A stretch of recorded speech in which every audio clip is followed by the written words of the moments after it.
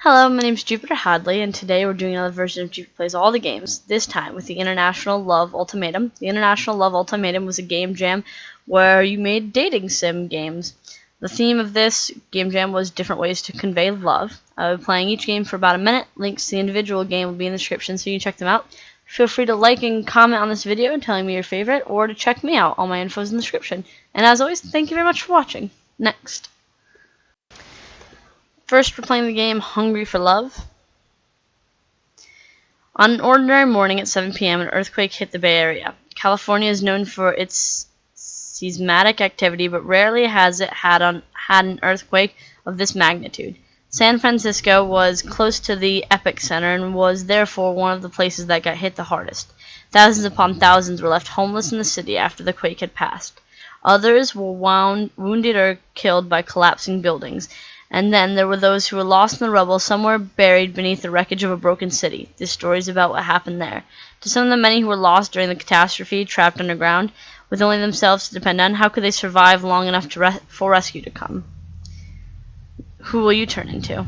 The guy with the clean shirt, the Asian guy, he might know more about what's going on, the Hispanic girl, or the lady with piercings, she seems chill. I picked the lady with piercings. You walk up to a short young woman with piercings. She seems is hugging herself. She seems to be hugging herself, rubbing her hands against her bare arms. She looks up as you approach. What do you want? You want to join the rest of us? You look like you can soon company. What are you staying on? Alright. I'm fine. Nothing to worry about. Nothing to worry your pretty little head about. I just don't feel like talking to nobody, you know? It's scary enough as it is. No need to involve a bunch of strangers. Well, I'm no stranger, I'm just a fellow passenger by the subway. Make a deal. Keep seat to yourself, settle down here, and try to find a sweater or something. I suppose. Go to the others. I might join in a bit. Well, Morel turns her back on you as if you weren't there. It appears she no longer wants to talk to you. Go back to the others. Okay. Who will you turn to? The white dude. In the clean shirt. You approach the young man in the white shirt. He meets your eyes without hesitation. Hey, I know we haven't been down here for long, but let me ask you something. I want you to know you can be honest with me. In fact, I really need you to be. Do you think we'll get out of this place? Sure, they're bound to come for us sooner or later. You do? Good. Good to hear. Yeah, I'm sure you're right. So, what do you think about the people we're stuck here with, then? I see I haven't really had time to get to know them yet. One has mostly been passed out, and I've met claims that there are more than the other two. Next. Next, we're playing the game I Seek You. I have the window to be quite big because the game changes sizes. Alright. How deep does the rabbit hole go? I don't even know if that's going to be the right password. Alright, it was. And then we've got... Okay, Descartes 96. Hey, Jupiter Hadley, is that really you? Yes. Of course it's me. God, it's been like 10 years. I can't believe it. Me either. It is you. Your search history is exactly what I remember. What a nerd.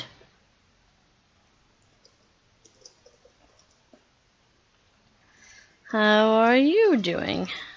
No, look. What? Who are you? It's Kaz from 8th grade, remember? Yeah, Kaz. Pigs vs. cow. We got some people. I like how cover girl's this big red person. So you married or anything? Nope.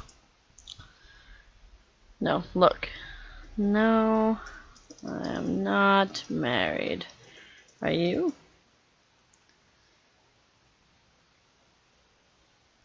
This is like some computer that's chatting back to me. Boy, I thought for sure you'd have him lining up the block for you by now. Nope. Next. Next, we're playing the game Space Cat Boyfriend. What is your first name? Jupiter. What is your date of birth? Oh, wait, day. Okay, 21st. 02, 96. Pronouns for she. I admit it. I'm a crazy cat lady. Throughout my whole life, I've been obsessed with cats. Fluffy ones, tiny ones, one's wearing hats. You name it, I love them. From their tiny little pink paws to their adorable meows, oh, I just want to hug and squish them against my face. Although, recently, my adoration, if somewhat obsessive, of the feline species has gotten me into quite the predicament, like the disaster that was today.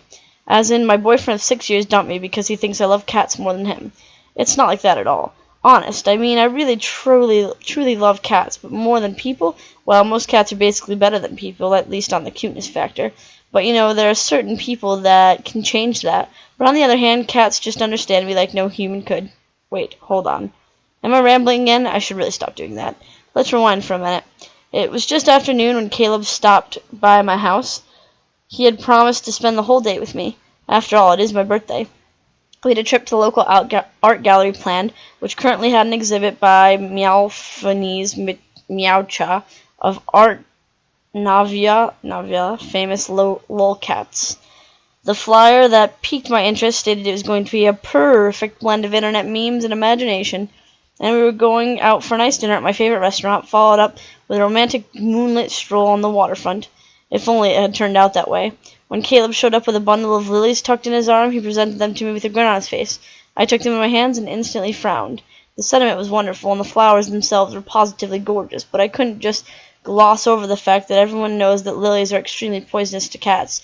To make matters worse, my sweet, adorable house cat, Caesar, had the worst habit of eating every single flower under the sun, and Caleb knows this. Couldn't help but get frustrated. Next, we're playing Library Fantasy. I wake up with the long light from my bay window filling my eyes, the smell of dust and faint perfume filling my nose. My face is pressed into a lumpy throw pillow. I sit up and blink away the sleep. For a moment, I forget where I am. The creaky wooden towers made of books every size and subject quickly remind me. I gently pick one off a precautious stack. It's a heavy tome with thick, plain hardcover. The spine informs me that it's the second volume of Dr. Truman's medical encyclopedia. I turn to the first page and start reading about arthritis. I hear footsteps before I finish the entry. Before I can hide, I'm faced to bespectacled face with the librarian. Oh, you're awake. Did you have a nice nap? She smiles at me gently. I shut the tome and nod warily. She already found me. She sits down across from me and sips from the steaming mug she's holding. I'm Jan, by the way. I avoid her gaze, still unsure. My name's Callie, I say, my voice sticking in my throat. There are moments of awkward silence. Well, she asks. Can I read some of these? I gesture vaguely. Of course. She takes another sip. This is a library after all. I won't bother you too much, so have fun. She pushes herself out of the chair and walks back towards the entrance. I froze in place for a minute, hardly believing my luck. I look around hungrily. I like these little drawings. They're very cute. Next, we're playing the game Circus of Soaring Dreams. Phoenix, I can't believe it. I can't believe it. I can't believe it. I've been living my whole life as a thief.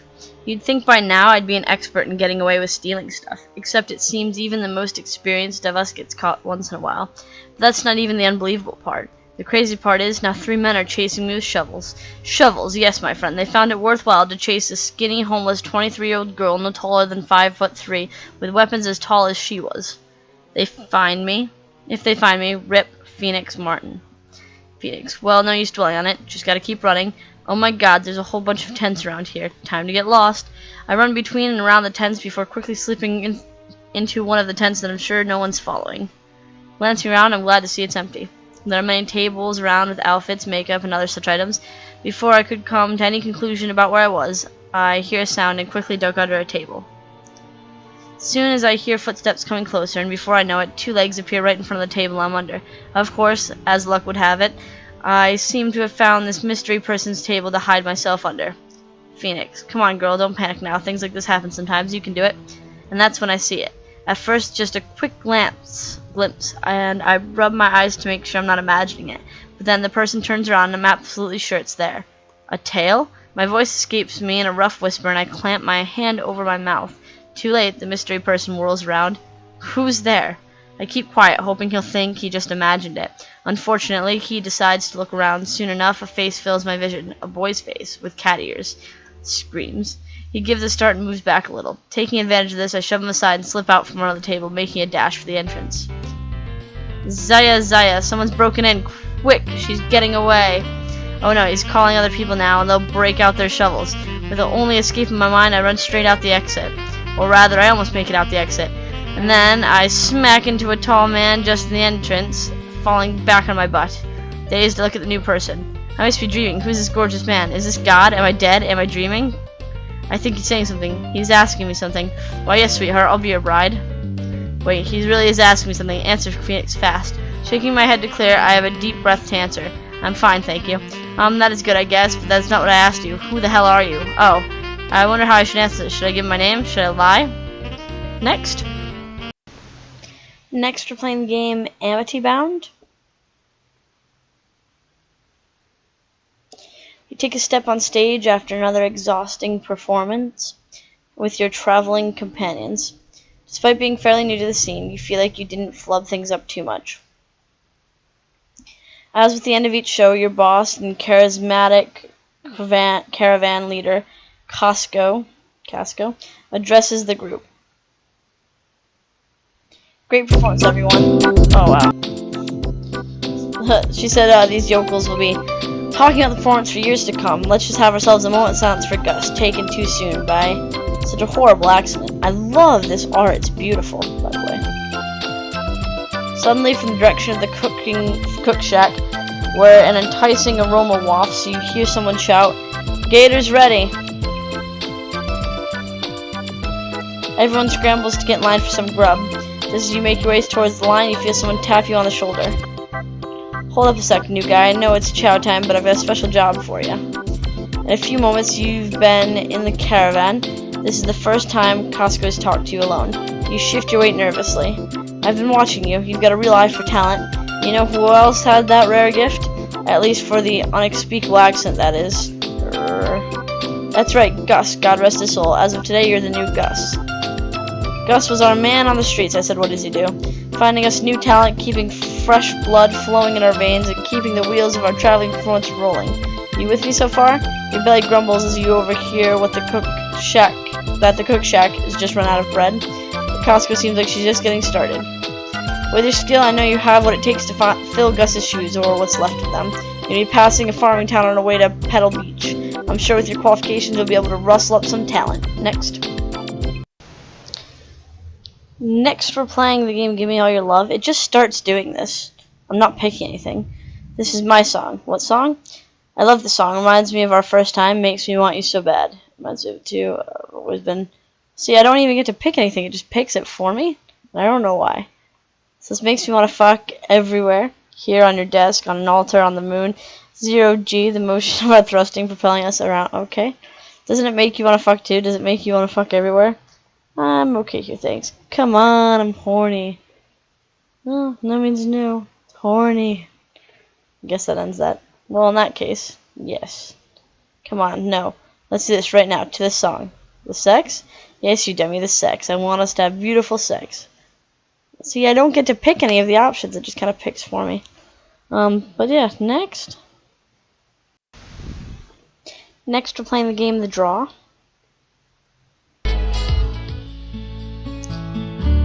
Hallelujah. I thought spring was never going to arrive. Finally, I can do candid sketches of real people for class instead of just photos. Ulia opens her sketchbook and starts drawing.